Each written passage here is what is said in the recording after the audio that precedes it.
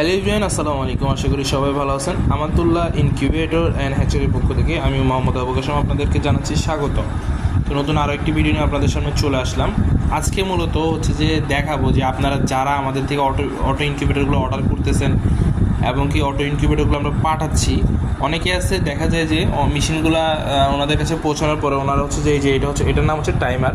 এই টাইমারটা টিপাটিপি করে যে সব কিছু সেট আছে কিনা। আমি সবাইকে বলতে বলতে আমি একদম বিরক্ত হয়ে গেছি যে আমাদের ইনকিউবেটরগুলো আমরা যখন আমাদের কাস্টমারদের কাছে পৌঁছাই, আমরা কিন্তু সম্পূর্ণভাবে চেক করে 100% ওকে হয়ে ক্যালিব্রেশন করে আমরা কিন্তু আমাদের ইনকিউবেটরগুলো আমাদের কাস্টমারদেরকে দিয়ে থাকি। তাও আপনারা কেন এই বাটনগুলো চাপাচাপি করেন, টাইমার বাটন চাপাচাপি করেন, এইগুলো আসলে আমরা বুঝতে পারতেছি না।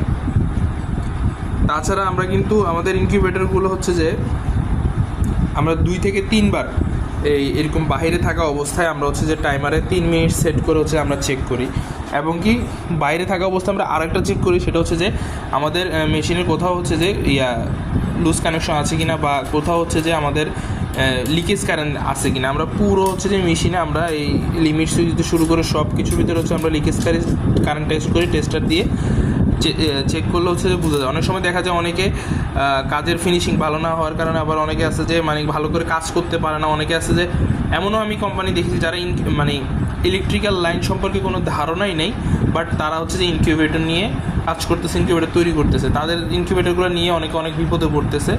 মেশিনে আগুন লেগে যাচ্ছে, দেখা যাচ্ছে যে অনেকে হচ্ছে যে এই ফ্রেমের শর্ট খেয়েছে, কোনো কারণবশত ট্রে তুলতে গিয়েছে, যাওয়ার সময় যে শর্ট খাইছে। তো এরকম হচ্ছে যে বিপদের সম্মুখীন হয়েছে আমাদের অনেক কাস্টমার আছেন। তো তাদের জন্য কিন্তু আমরা আমাদের যে মেশিনটা আছে, মেশিনটা কিন্তু আমরা সম্পূর্ণভাবে চেক করে আমরা দিয়ে থাকি। ঠিক আছে, তো আলহামদুলিল্লাহ আমাদের মেশিনে এখনও পর্যন্ত এরকম কোনো বিপদ হয় নাই। তো সবাই মেসেজটা এটাই পৌঁছাচ্ছি যে আপনারা কেউ ইনকিউবেটর নেওয়ার পরে কিন্তু আপনারা ওই সুইচ বাটন কিছুই চাপাচাপি করবেন না। ধন্যবাদ। আসসালামু আলাইকুম রহমতুল্লাহ।